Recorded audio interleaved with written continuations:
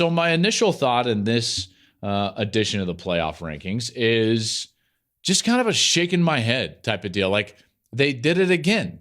And I don't understand how you can sit in that room and have UCLA be 4 spots behind USC. It just doesn't make much sense to me. So my first takeaway is that USC ranked at 8 over UCLA at 12 was wrong.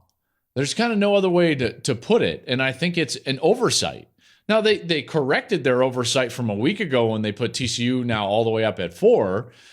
But let's just look at this. It's like, I just don't understand. I've done the mock committee, and at the end, you sit there and you look at it and you look at the entire top 25.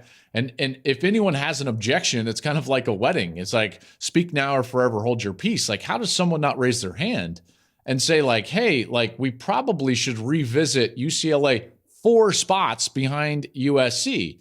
Because it doesn't make any sense. I've tried to make it make sense, and it doesn't. They both have the same record, and yet UCLA has 2 wins over college football playoff ranked teams. USC, 0. So it's like, well, wait a second. How did this happen? And I can't tell you. I literally cannot tell you. There is no data point that I can point to that suggests that USC is 4 spots ahead of UCLA.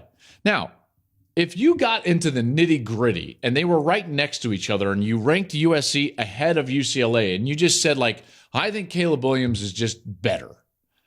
Like, okay, I could kind of like see that. But 4 spots doesn't make any sense. And there's no rationale to make it make sense.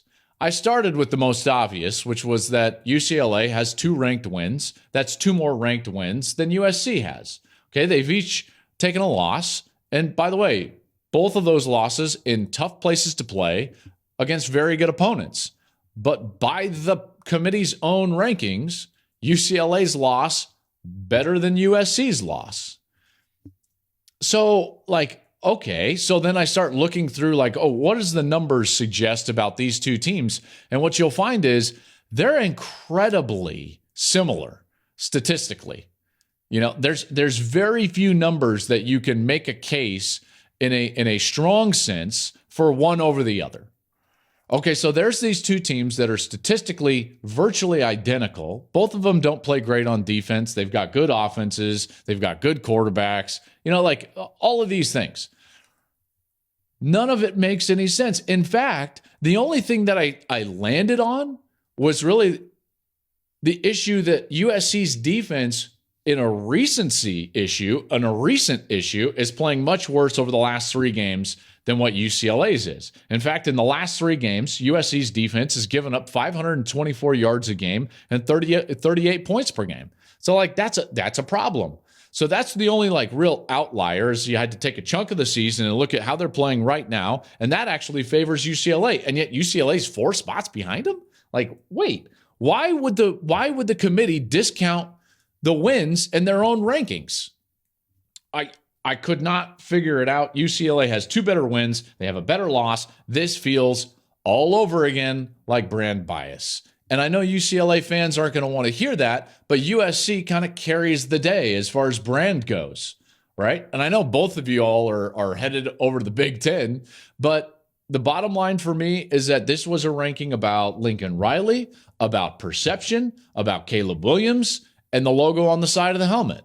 Because there's no number or game or film that you can put on which would suggest that USC is 4 spots better than UCLA. So a clear error, like as clear as day, and you've got to correct it. Now, from UCLA's standpoint, you probably don't want them to correct this because for UCLA, if you want to get into the playoff, you want as big and bad opponents as you can possibly knock off. So if they overrate a USC at this point or even overrate an Oregon, not suggesting that they are, but I'm just saying that's the potential where you can go and maybe you get a rematch with Oregon in the Pac-12 championship game. You're obviously going to play USC here in a couple of weeks.